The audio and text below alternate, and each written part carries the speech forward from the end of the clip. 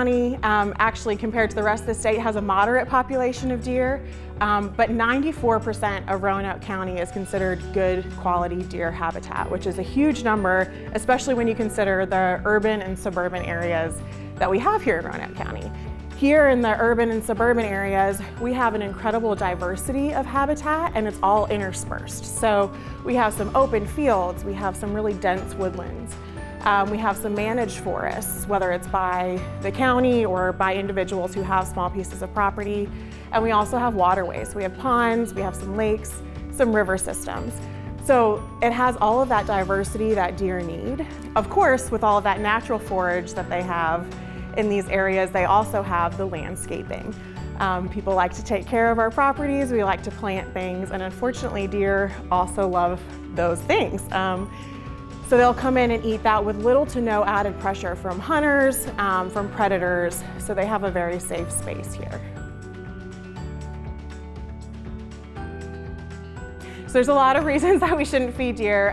The main one that I'm going to talk about, or the first one that comes to mind, in Virginia, we do have the spread of chronic wasting disease, or CWD. So CWD is a fatal neurological condition of deer and elk.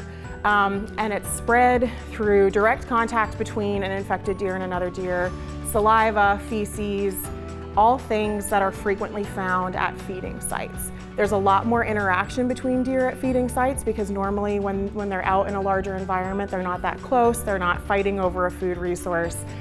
So when you get a small bird feeder, or even somebody puts out a pallet of food in the backyard, these deer are interacting a lot more, which can lead to the spread of this disease.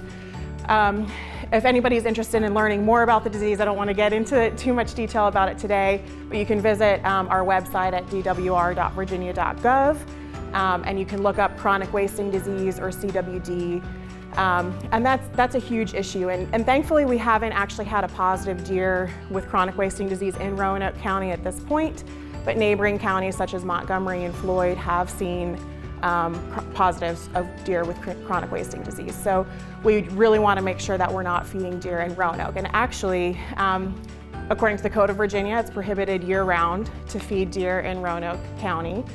And that can lead to a $500 fine if you're caught feeding deer.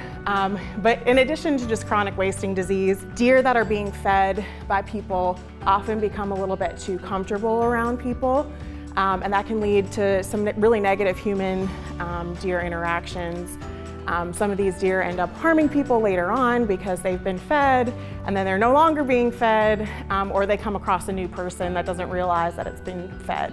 And especially when deer have fawns and they're more protective over their fawns and people approach them to feed them, or during that mating season when the males are full of testosterone, we have had some negative encounters between human and deer that way.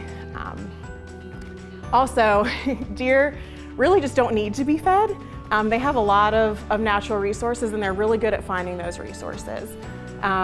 Throughout the year, deer adapt to their different feeding conditions. So for example, in the winter, when food availability might be a little bit different or a little bit less, they adapt to that. So when you give them food, usually in the form of corn, because that's one of the most popular things that people feed deer, it can actually really affect their digestive system and sometimes make them really sick or lead to death because their body has adapted away from those types of foods in the winter months. So yes, so no, according to the Code of Virginia, it's prohibited year-round, so it's illegal to feed deer year-round in Roanoke County.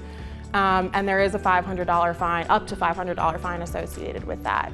And even statewide, from September 1st until the first weekend in January, so during that hunting season, it's also illegal to feed deer statewide.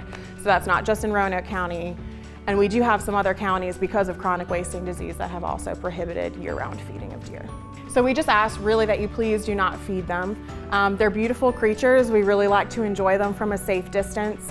But we ask that you don't put any supplemental feed out for them. We want to make sure we're keeping these deer wild, so we're keeping them aware that while humans are living in the same environment as them, they shouldn't be too comfortable around us.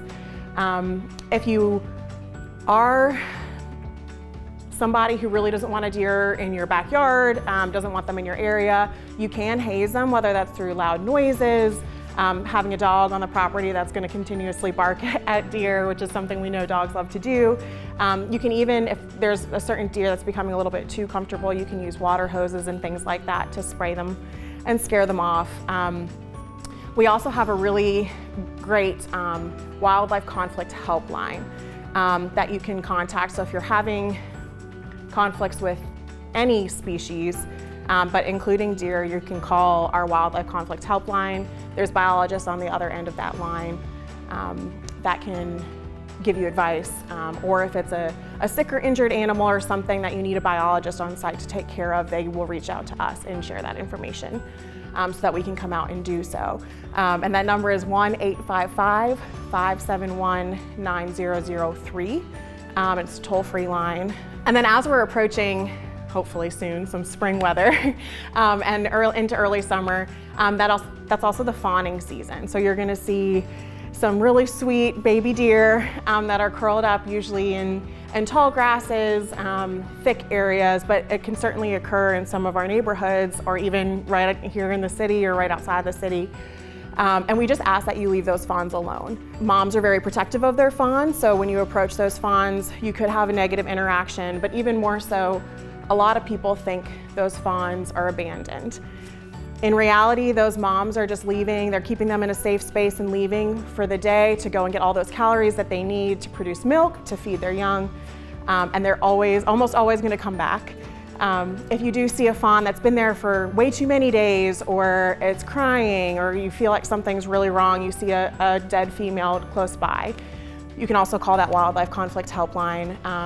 Let us know and we'll come out and take a look, but we really ask that you don't pick that fawn up, you don't move it, and you certainly don't take it home.